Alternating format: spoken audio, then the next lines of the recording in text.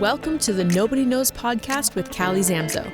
Join us for conversations with local changemakers and hear the stories that don't always get told. It'll be honest, messy and beautiful, touching and humorous. Slow down, pour a glass, and pull up a chair. This is the Nobody Knowz podcast. Welcome to Nobody Knowz. I'm your host, Callie Zamzo. And it's April. I hope everybody's having a great April. I like April. My daughter was born in April. April's a good month. Lots of fun things happening in April. And I'm going to jump right into our tip of the week. Look at that. I said it right the first time. So proud of myself. So the tip is that there is going to be a free salsa garden class in all stores, all Zamzo stores, this upcoming Saturday, April 18th at 10 a.m. And so in case you're wondering about a salsa garden, what that means is if you like salsa, this is a class about how to grow tomatoes and peppers and onions. And, you know, a few herbs, I suppose, in there as well, maybe some cilantro. And yes. So the class will help you because sometimes I think we get all these ideas of grandeur about having a garden and we think we have to put everything in there and it has to be like the best garden in the whole world and you have to grow every single thing. And I find that sometimes if people just choose something they like to eat, then they will be successful in growing it and then they'll actually eat it. Because sometimes you grow rutabagas, but then what do you do with it, right? So, and that no offense to anybody growing rutabagas. My grandfather used to grow them and make us eat them. Anyway, this is a free class. All of our stores, all 12 of them, 10 a.m., April 18th, 2026. Additionally, during that day, you can come in because there is a discount on some of the products that they will teach you how to use. And in particular, I want to mention two. One is called Pepper Popper. This is an invention. Actually, both of these products are inventions by my father, Jim. And Pepper Popper came about because he wanted to help people with their peppers. I know that sounds really bizarre. But what he was learning with Idaho's soils and how people grow not tomatoes, that's the second part. Peppers is that they have a tendency to have common ailments and common issues. So this Pepper Popper is a spray and you mist your plant with it. I think it's every couple of weeks during the growing season. And those nutrients go directly into the leaves, which is one way to very quickly get a plant to have those nutrients. And they're all the nutrients that make really great, healthy peppers. And so it's a fabulous product. Cannot say enough about it. And that will be $5 off in store. And then the other one is Tomato Boom. So if you're just trying Tomato Boom for the first time, there's a 4-pound size that's going to be $5 off. And then there's a 20-pound size that's $10 off. And that is actually a product that you're going to put into the soil for your tomatoes. And it's phenomenal. We can have a lot of tomato problems here in the Valley, and it just addresses all of them. So 2 great products, all on sale. Learn how to grow a salsa garden. Buy these products on the cheap. And, the rest is history. So there's your tip of the week. Now I'm going to go into a quick little story about a year ago. I was invited to apply for a fellowship for women, and full disclosure, I didn't know what a fellowship was. I was all in because of the organization that was putting it on, but I knew very little about what I was getting into. What it's turned out to be has been this year, and we're not done yet, but it's been this year of meeting pretty regularly as a group. These are women in the Valley who are, they're all to the person incredible. They're amazing people doing amazing things. And what our focus is what is our legacy going to be? What are we, this is when I really want to just get down to brass tacks. When I'm dead, what do I want to be remembered by? And it's amazing when you stop and you require yourself to think about that for chunks of time with other women in the room where you can bounce ideas off each other and cry and all of that you do begin to realize that maybe there are some things in your life that you're doing, but maybe don't fit with what you really want to be doing. So it's been this amazing, amazing opportunity. Cannot say enough about it.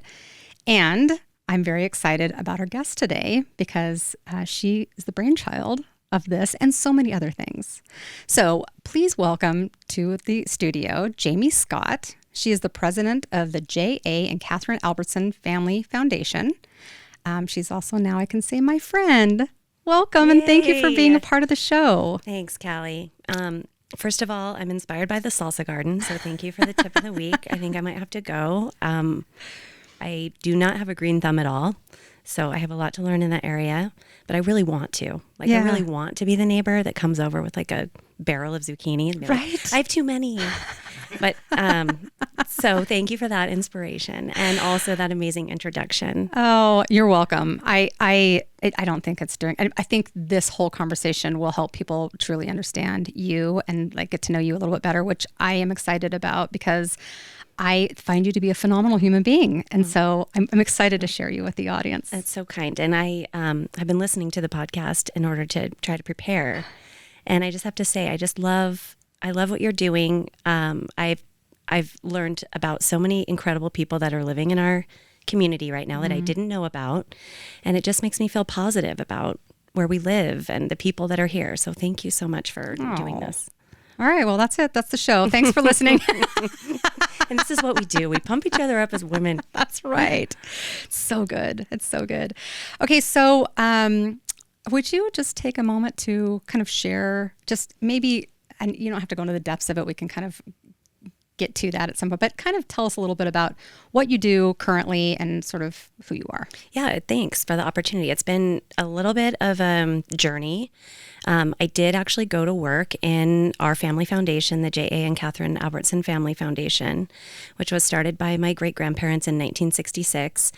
And I went to work there 25 years ago when I moved back to Boise, kind of not knowing what I was going to do. I thought maybe I might go to law school, but I just didn't really have a plan. I had had a few kind of odd jobs, but never really a career. So I went to work there in kind of a part-time capacity. And I wouldn't say I loved it. It was a little bit of fulfilling time, a little bit of kind of checking an obligation box. And, it did expose me to some of the things that we were working on at that time. Then I got married and had a baby and was kind of looking for something to do so that I could get dressed and go interact with other humans. So I went back to work at the foundation as a program officer. And that was a little bit more fun. I think I was a little older and I started to connect with a couple of the projects that we were working on. I was working with my father, which was nice.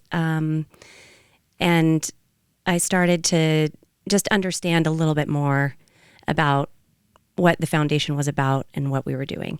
So I guess we can spend time talking about the middle part, but like fast forward 25 years, I've held a lot of different positions there. I've served on the board since I was 21, so a lot of years. And now I was executive director for about 8 years, and now I'm president of the foundation, which just means that we have an executive director that I work with, and I'm able to oversee more of the strategy and less of the day-to-day operations. Yeah, that's a fun transition. I think, at least for me, it was a fun transition. It's hard. Yes, right? it is. It's really hard to watch someone do your job. I took executive director really seriously because it was my first real professional job. And I also thought I had a lot to prove. I thought, I wanted people to think I deserved the job. I didn't just get the job, even though I really did just get the job, but I wanted people to think I deserved it. And so I worked really hard at, I wanted to do a great job. And so I worked hard at that. So one day I was working with a gentleman named Roger Corals on a big project. And my dad said to me, I think we should hire Roger. And I said, oh yeah, for what? He goes, your job. And the reason why is because I had small children at home. I had been doing the job for 8 years. I was starting to get a little prickly. There was at the time, especially, there was just a lot of meetings. And he was like, maybe come see some of the other things that we're doing, because we do have a family office and, some businesses. And he was like, you've really been engaged in the foundation for a long time and you're really close to it. And this is a great opportunity to maybe bring someone else in and maybe take a step up and away and kind of be able to, and he saw what I didn't see, I think, which was when you are so entrenched in the day-to-day and the operations, it's hard to be strategic. At least for me, it was really hard to be strategic and like set a long-term vision, because you're so consumed with what your next meeting is, or, what tomorrow is, maybe, if you're able to look out that far. I just didn't have the capacity to be really good at day-to-day ops and be like a long-term visionary. And so that move, I think I smothered Roger for like 18 months, probably 2 years. He might say 5. He might say I'm still doing it. I don't know. But it gave me an opportunity to not only see some of the other things that my family had been working on, but also start to think about really long-term strategy for the foundation and just get out of the minutia of the day-to-day. Yeah, it is an interesting shift for sure. And I think I still struggle with popping back into operations and popping back out again, because it's hard not to, especially if you have a vision for something that you almost like are right back with operations to say, this is what I'm thinking before, at least for me anyway, it's kind of that's a very big challenge for me. Yeah. And it's really nice when you have the two teams that respect each other, and, because it can be frustrating, right? When you're a day-to-day operator, to have this visionary come in and be like, what you should do. And, so you have to, I think what was really fortunate for me is that I experienced the roles at my organization at every level, from the front desk copies to and we're really small, so don't get me wrong, we're all still doing front desk making copies, but I experienced them at every level, and that was really fortunate, because it does give you a lot of insight into what it feels like to be at each kind of level of the decision making tree. Yeah, I agree. Both my brother and I did the same thing, and just kind of, I did a little marketing and I did a little data entry, and I did, just kind of all over the board before we were given the reins. Although even when we were given the reins, and so I think, and I'm curious if you have the same feeling, as a family member, it was absolutely earned. In fact, maybe more so than somebody else who might have done the exact same job, because we're family. But once we got it, it still felt like, I had to prove myself much more than had I just gone to work. And I have worked for other companies, and it was easier because I knew I earned the job, because I didn't have the name. Like, they chose to, but did you have any of that? Oh yeah. I think that's always a case if you're a family member that, gets the opportunity to be in roles, maybe like you and I are in leadership roles of a family organization. You definitely want to feel like you should be there, not that you got put there. And, but some things happened to me and it happened fast. I felt like for a long time, I was like the kid at the office. Yeah. I was the youngest person there. I was like, trying to learn from everyone. And I don't know, honestly, Callie, within I swear I blinked and I'm like the oldest person there. So suddenly I've been there the longest, except for my father. Right. I've been there the longest. And people are starting to come to me would you mentor me? And I'm like, are you kidding me? I don't even have it. I'm still figuring it out. So I think, there's something to be said for just staying power. And you and I have actually talked about this, where it's you question even your value of, because I didn't go anywhere else. Right. This is really my career. And sometimes it's hard not to feel envious of people that say, right, well, I got hired here, or I'm getting recruited here, Yeah. So you and I have staying power in our organization, which I think is a good thing. But sometimes I think, it's natural to question, what else could I have done? Right. Right. Yeah. And I have a really hard time. I can see you super clearly. It's so easy when we're doing fellowship conversations. I'm like, Jamie, you could do so many things. I could just see you. Gosh, like what? I'm curious.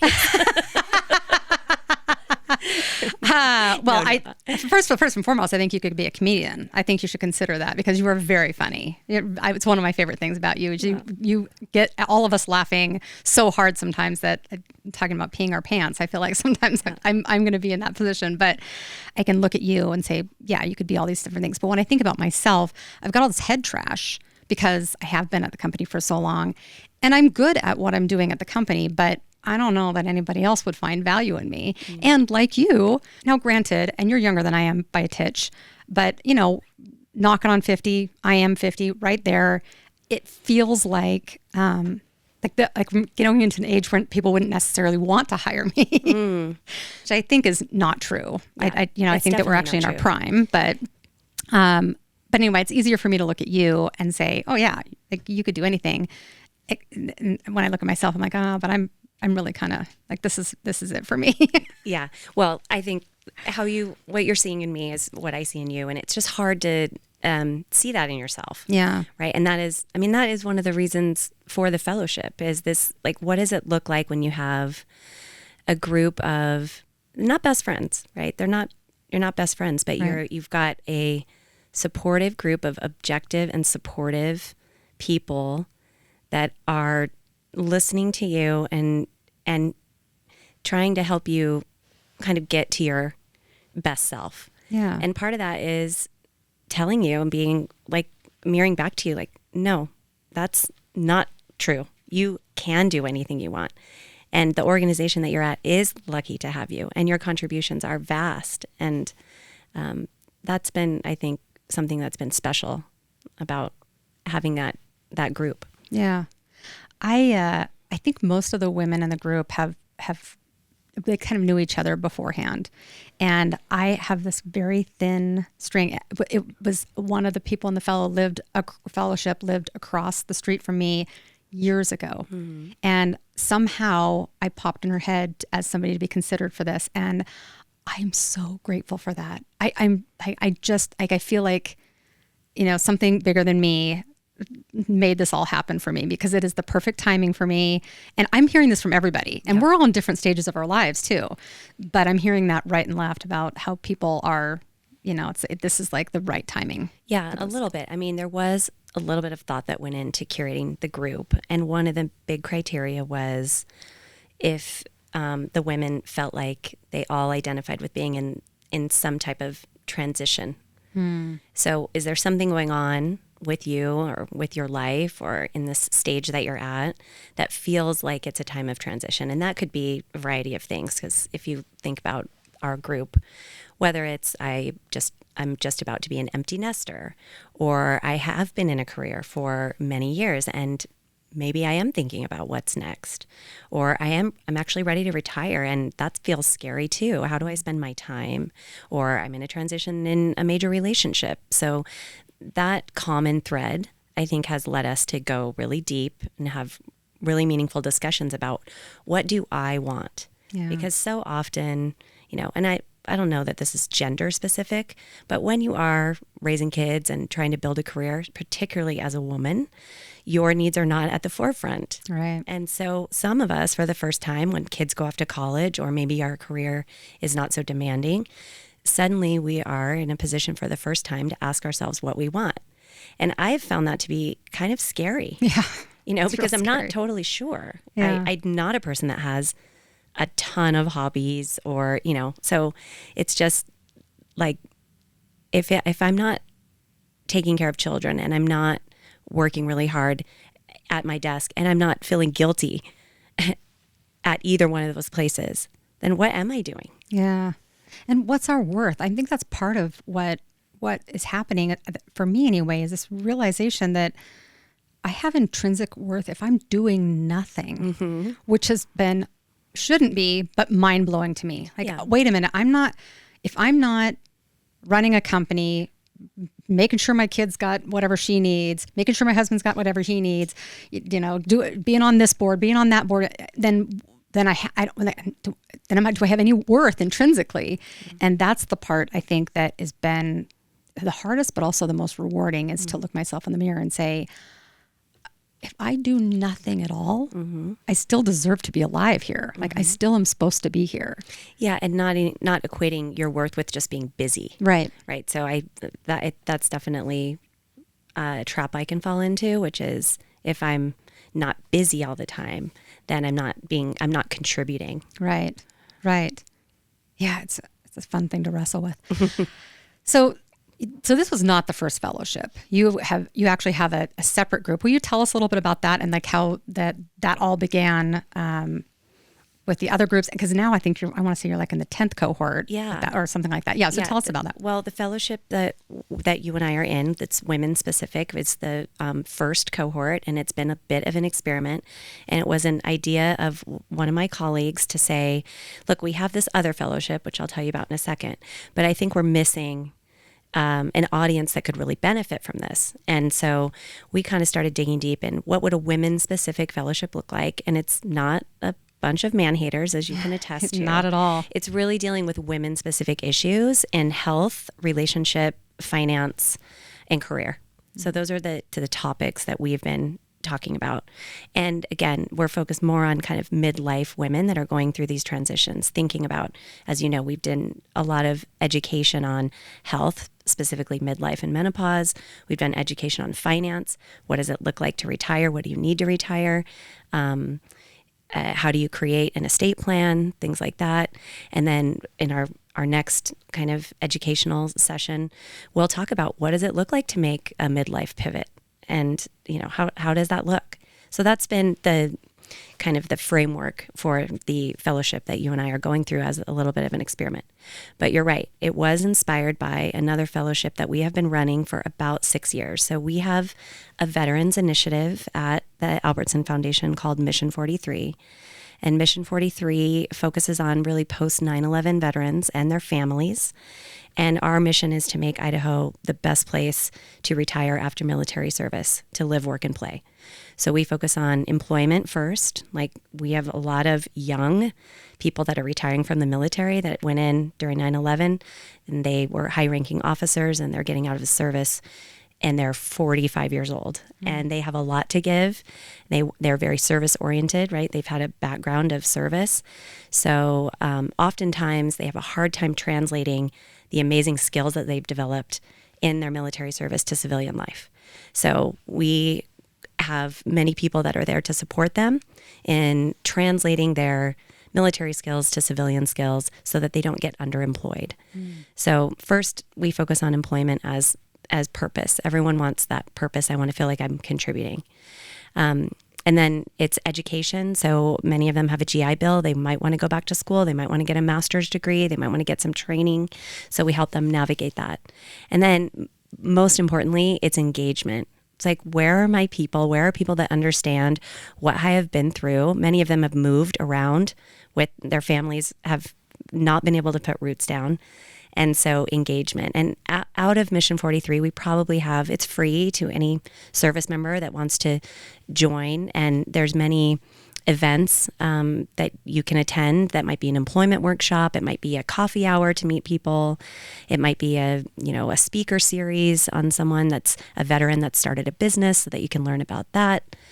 But the fellowship kind of blossomed out of Mission 43 members' desire to go deep, work on some of the issues that they may be carrying around, and help understand what they really wanted. So not unlike what we're doing, people that have been in the military for 20 years have also not had a lot of their own agency and decision making out for their personal selves, right?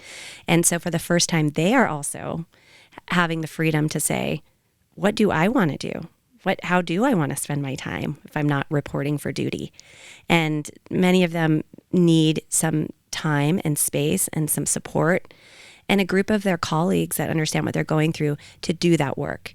And so the Mission 43 Fellows has been focused on gathering a group of military service people that are getting out of the service, as well as spouses. Military spouses are included in this. And that has been, I think, a really interesting and unique component of Mission 43, that we bring the spouses right in.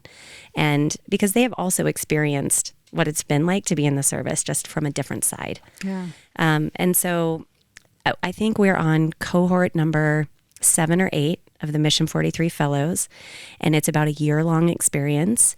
And that was really the inspiration to try to start another fellowship. I think one of our group made a comment early on, and it was just so pure, and it still just rings true. She kind of stopped everything. I think it was the day that we were all meeting each other, and we kind of were in a circle and kind of introducing ourselves. And she was like, "So wait, let me get this straight. You are going to create space for all of us. You're going to take care of us. You're going to create topics that we can converse about. You're just going to basically let us do time out of time, and you're just going to take care of us, and then."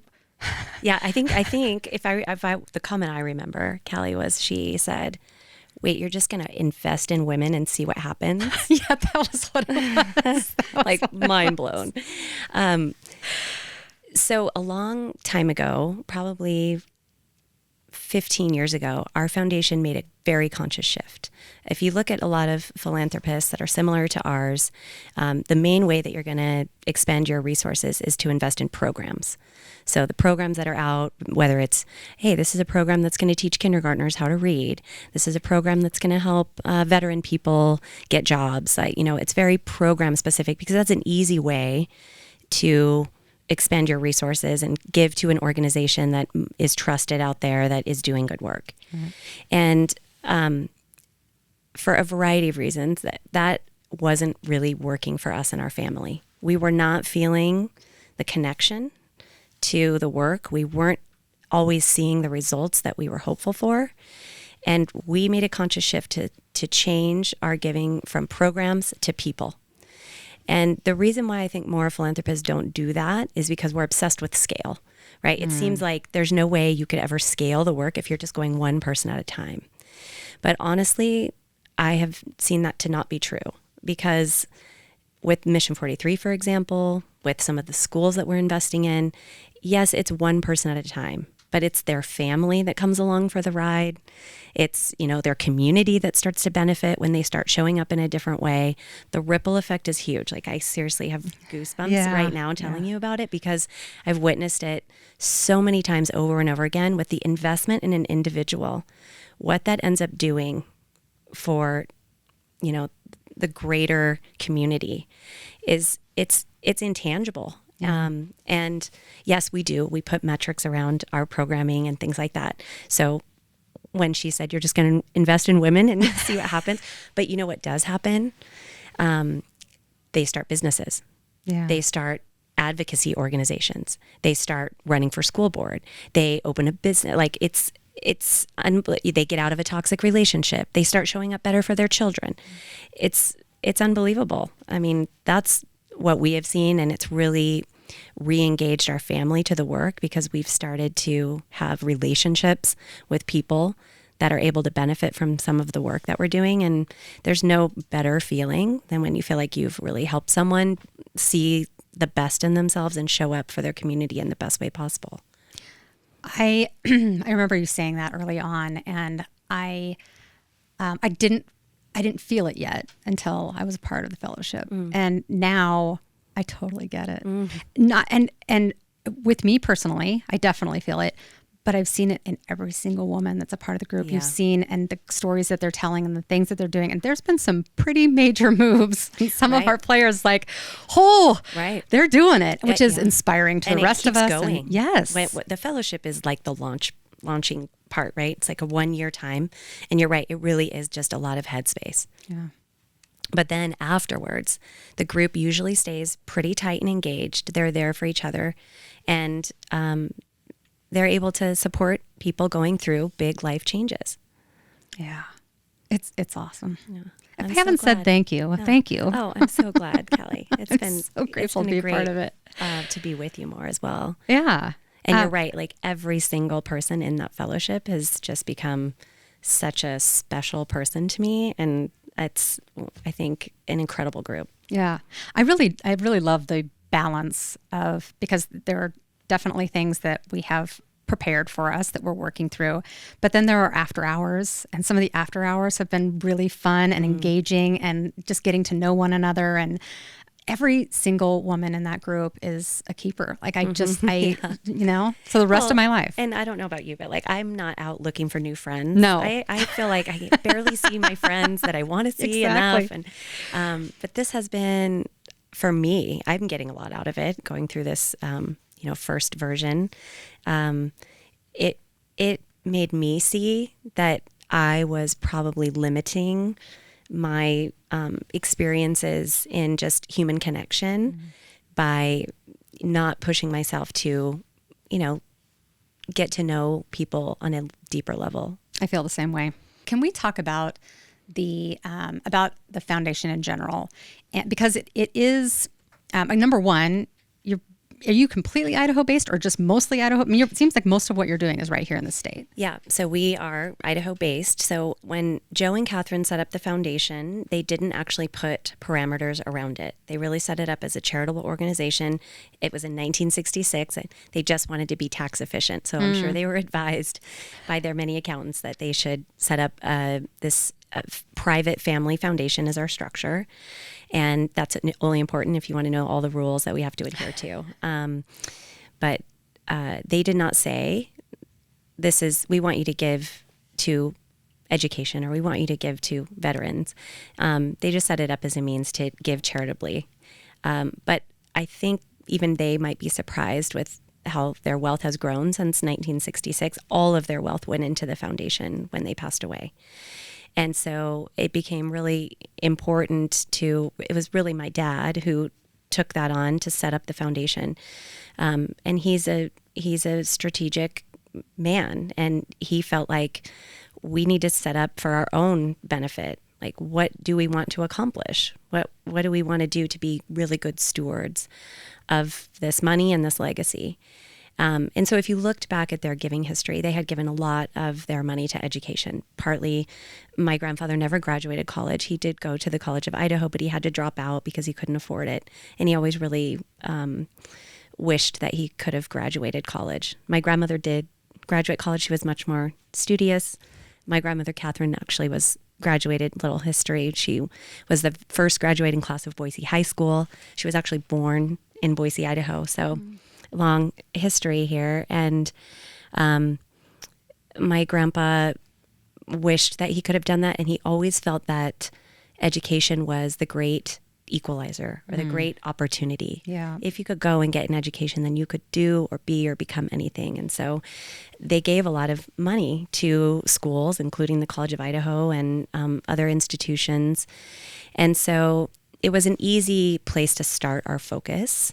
This was in the early 90s. We said, took a look at education in Idaho, and at least at any kind of the outcomes that we could look at, we were low on any national metrics. And we thought we could really dig into that and make a huge difference. And I think what we learned is that bureaucratic system reform is very difficult. What? Shocker. And that it wasn't always the best role for us. And maybe most importantly, our approach to, I think one of the things I've learned now is reform is not that fun and no one wants to be reformed. And so we changed again, I think along with our programs to people strategy, we also made a shift from reform to create. Instead of trying to reform things that did not want and were not asking to be reformed, we decided to create. What could we create? New opportunities. So that has been the creation of 35 new schools. Again, people focused. These are people that raise their hand and say, I have an idea. I think my community needs this. I want to do this. So 35 new schools that exist now in communities that are offering families and kids a different experience. Mission 43, a new veterans initiative that says, we don't think you're broken. We think you're amazing, talented people, and we want you to live here. We want to recruit you here. What do you need? We know you need a job, and you might need to go to school, and we know you need your people. So this creation mindset has been a game changer for us. It's really helped us enjoy what we're doing, look at things differently, look at them through the lens of what is possible, not what's impossible. Yeah. Can we just go back for a little bit and talk about your because it was your great grandparents, yes? Yes. And I made this connection after we'd known each other for a little while. I'm like, wait a minute. So I started asking some questions. You had said something early on about how you did know your great grandmother. Yeah. And you were 26 when she passed away. Right. And I thought, well, I knew my great grandmother too. And so I went back and I looked, and I was 26 when my great grandmother passed away. So these are both the founders. So your great grandparents, I guess it was Joe who technically founded it, but so, the spouse has got to be in there because you're not going to do it without them, right? Right. Yeah. She held down the fort because he did work a lot. What was great is that my great grandparents, they lived 4 doors down the street from me growing up. So every day I pretty much ran down there to get candy or see them or something. And we were really close, but I never knew because I did know them so well, but not in a professional capacity. I do remember going to my grandpa's office and seeing him, but even at the time when I was going to his office, he was there almost kind of as a figurehead. I think he just went there to smoke a carton of cigarettes a day. But it was always fun to go and see him. But mostly I knew him in as just grandpa. Yeah. And he was, the outdoors were his happy place. We spent a lot of time at his farm in Nyssa, Oregon on the weekends and riding horses and fishing and, bird hunting. And that my grandmother loved it there too. She loved to play cards and needlepoint. And that's really how I remember them. I love the way that you describe your great grandmother. I mentioned this, but a gal's gal, which I love. Will you kind of describe her to us? Yeah, she was really funny. She had a hilarious laugh with like a really ugly snort, but she was so adorable that it just was the cutest thing. She was a terrible driver, but she drove around a giant Cadillac, like bumping into things. And she just showed up for people. Joe and Kathryn had one child. They had a daughter, Bobby. That was my grandmother Albertson. That was her purpose, was her daughter. And she was very invested in all of the things that Bobby wanted to do. And then when she had grandchildren, she was a major matriarch of the family when my father and his brother were young, because they were often taking them with them to their farm in Nyssa and other places. They were very instrumental in raising my dad and his brother. Different for me. My great grandmother. My great grandfather died when I was like 3. So I don't remember. I remember like one little vision of him. I think he was. Yeah, I don't even remember. Anyway, but my great grandmother, very much so, but not she. I don't think she had as much joy. And I wish now that I could go back and talk to her and ask her questions, like life questions, right? Because I think back then, I didn't even know to ask those kind of things in my 20s. Like I didn't realize that the time was running out, and I didn't think to ask the questions. But definitely a different feel with that. Now her daughter-in-law, my grandfather's wife, for the following generation, she was a gal's gal, Grandma Helen. And so when you talk about your great grandmother, I think of my grandmother because she was kind of that lifeblood and really lifted up the women in the family and made sure that we all knew that we had a voice and that sort of thing. So and also the very fun loving one. She was the one who would tell a dirty joke on occasion and we'd be like, Grandma, she was wonderful. Yeah. That's my goal. Yeah, exactly. All right. So speaking of legacy, can we talk about that a little bit and why the fellowship is focused on that? Yeah. Well, I think you've seen that when we introduced the concept of legacy, everyone freaked out. Yes. They were like, what? This is way too big to think about. And also what I saw was everybody in the fellowship, at least, went to this place of your legacy needs to be a humongous story. It has to be that you did something incredible, that you achieved fame in some way, that you made a major contribution to something.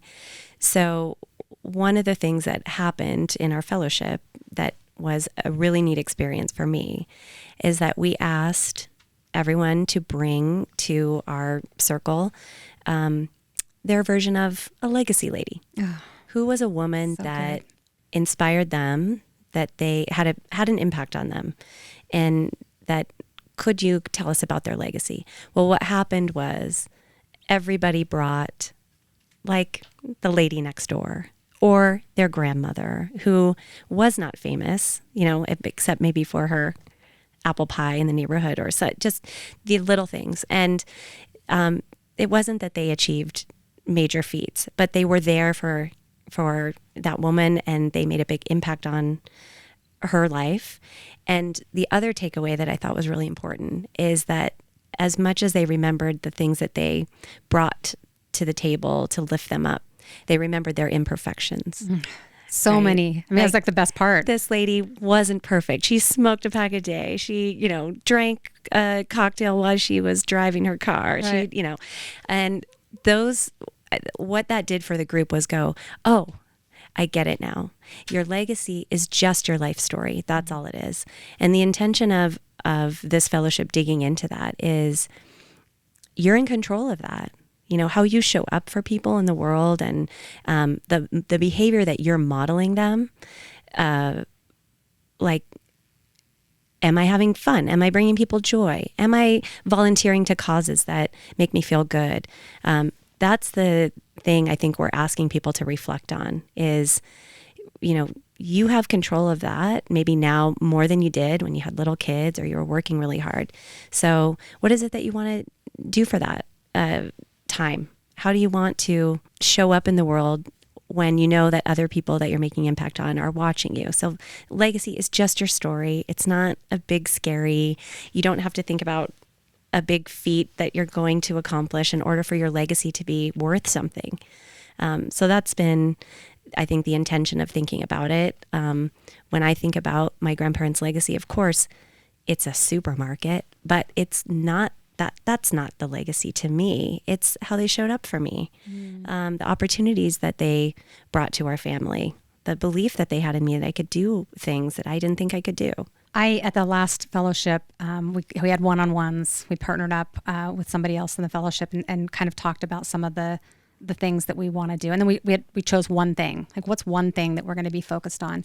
And the person that I was talking to said, I want to be more purposeful with my kids. She's got younger kids at this point, but she said, I think I do so much at work, and I burn myself completely out at work, and I give it all there. By the time I come home to be a mom, I don't feel like I'm doing that as well as I could. I remember those days. I totally remember those days, and what I wouldn't give to go back and have this experience then, I would be a better mom. And we end up where we end up, right? And I think we did okay, but I won't, don't judge.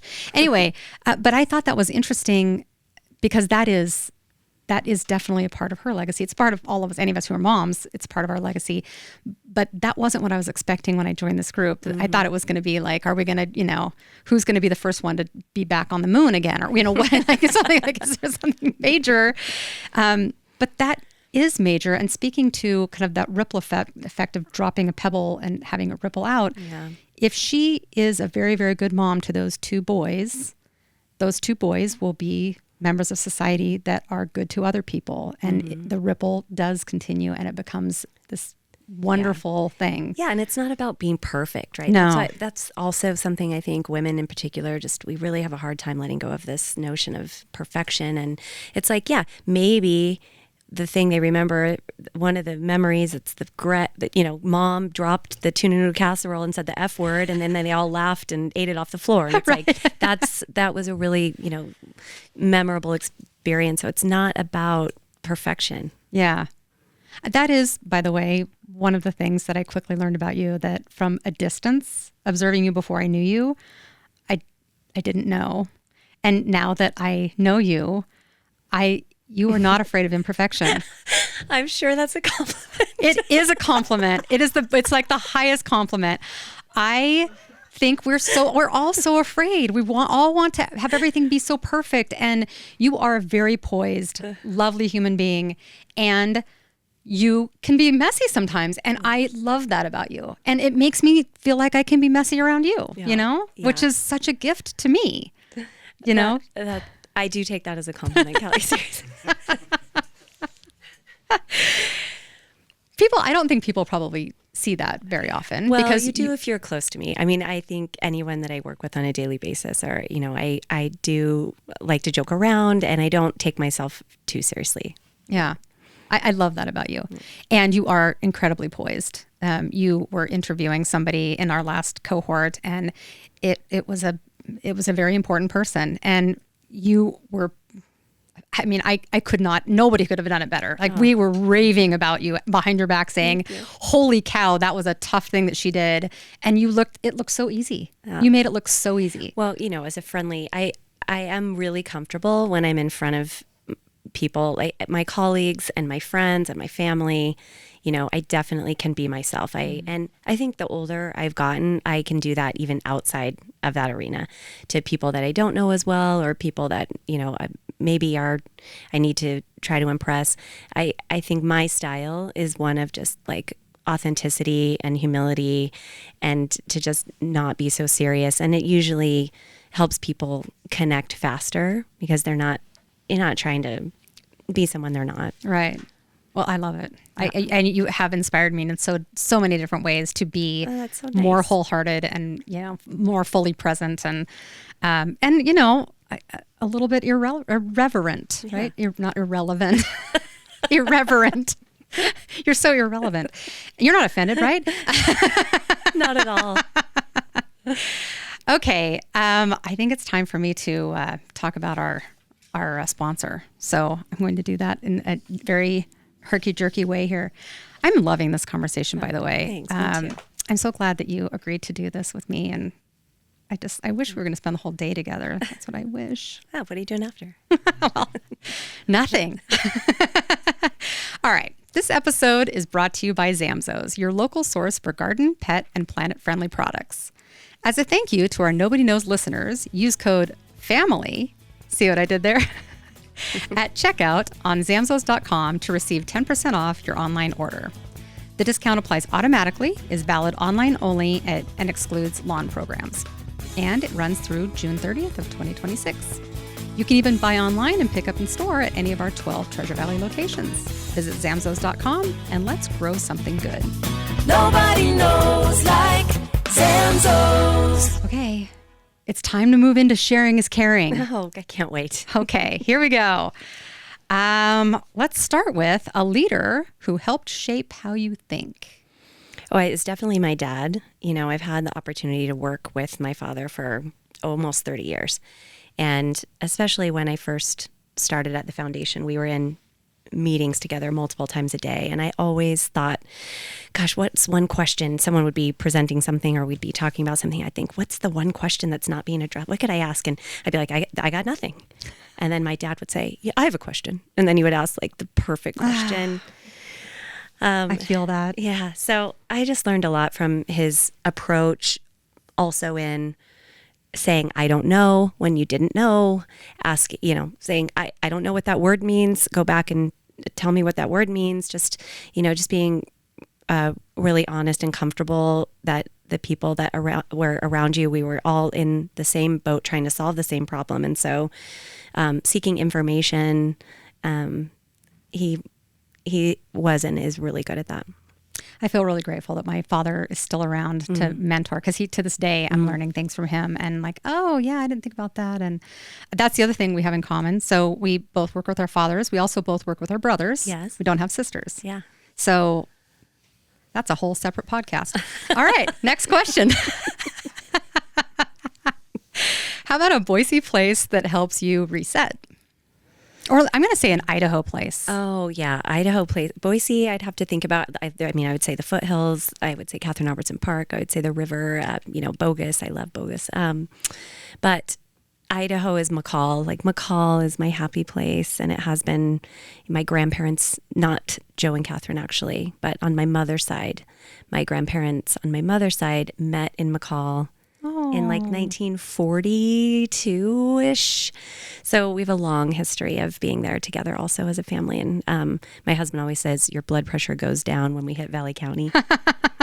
feel that.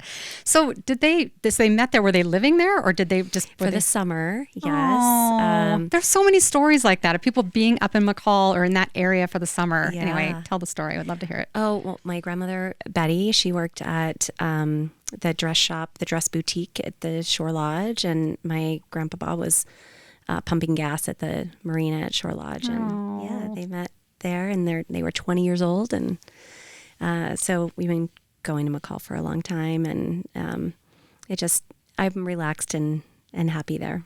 Yeah. Nature. Yeah. So it is the great equalizer. I love it. All right. How about a book, a quote, or a podcast, or a philosophy that shapes how you lead? So my colleague Roger has a quote that I've now stolen, and I use it often, which is, "You can be right or you can be in a relationship." Oh, that's fair. Oof. Yeah, it works. Clint, honey. Let's talk about that one. I love that. Yeah, yeah, I that's like it too. Yeah, that's a good one. All right, how about something outside of work that helps you recharge? Well, kind of back to the nature theme. I really love to be out skiing. I've been doing some really big hikes in the backcountry wilderness with my husband that we've been enjoying, just even the planning and then the going and doing. So just being outside. Yeah. Okay, last one on this. This is an audible, and I'm just kidding. Which one of the people in the fellowship do you like best, Jamie? I'm just kidding. The truth of the matter is, shout out. I'm assuming that everybody from the fellowship will be listening to this. So from the bottom of my heart, thank you, Jamie, on behalf of all of us. And to each one of you, I love you. Yes, likewise. And yeah, I mean, I am benefiting from it just as much as everyone else. So I'm so glad that it's happening. Me too. You guys don't know this, but Jamie does. I'm just a ball calf lately in these... every time we get together, especially the last one, in fact, I apologized to the group. I'm like, I kind of feel ashamed about the fact that I've taken up so much of the oxygen in the room, and everybody was so lovely about that. Yeah, but that's the point, right? Yeah. That's the point. Yeah. And I forget that every time that somebody else presents something, it causes me to think about my own situation. So we're all helping each other, but it's really hard sometimes to feel like you're taking up more than your fair share of the time. Yeah. So that was what I was struggling with on the last one, but I'm over it now. Good. Take it all up. Okay. Jamie. Is this the big question? This is the big question. This is why I haven't slept in 2 days. Jamie and I were both up at 2 a.m., 2 to 5 to be exact this last evening. And you were singing a song over and over in your head. I get a song stuck in my head for no reason that I hear when I can't sleep at night. Last night it was Taking It to the Streets by the Doobie Brothers. Not the most relaxing song when you're trying to go back to sleep. It's very upbeat. Yeah. And you kind of want to move your body to it too. That's a tricky one. And I was reading the end of a book that's a true life situation. And that was also probably a bad decision because I was all wound up about, yeah. Okay. Are you ready for this final question? Yes, drum roll. Here it is. What is something, Jamie, that nobody knows? Well, the best I could come up with is I was in a biker gang with my grandpa. What? That's fantastic. And I think biker gang might be a bit of a stretch, but we did dress the part. We did have really nice Harleys, and we did ride all over the place, including Europe. And it was my dad's dad, Scotty, as he was affectionately known, that started the group. He always loved motorcycles since he was a child. And he lived in McCall, so we were the Charlie's Harleys. And we had that's cool. All kinds of cool gear with a lake monster on black leather. Yeah. And every year we took a really big motorcycle ride, and it was great. And then it culminated to him taking me. We rode to Sturgis for the 75th anniversary of Sturgis when he was 86 years old. That's awesome. Yeah. Oh, what a great Nobody Knowz. I love that answer. Thank you. Oh, gosh. This has been a wonderful conversation. I knew it was going to be. Thank you, Callie. Again, thank you for all that you're doing for the state of Idaho, for education, for just regular human beings. You just are, you and your family have done so much for so many people. We appreciate you. We probably don't appreciate you enough, but I definitely appreciate you, and I know many people do. So thank you for all that you're doing. Thank you. And thanks for breaking me into the world of podcasting. It's fun. It's great. Yeah. I feel so honored that you chose this one. This is great. Lovely. All right. If you enjoyed today's conversation, please follow the podcast and leave a review. Next week, we'll hear from another incredible voice shaping the Treasure Valley. And until then, thanks for listening.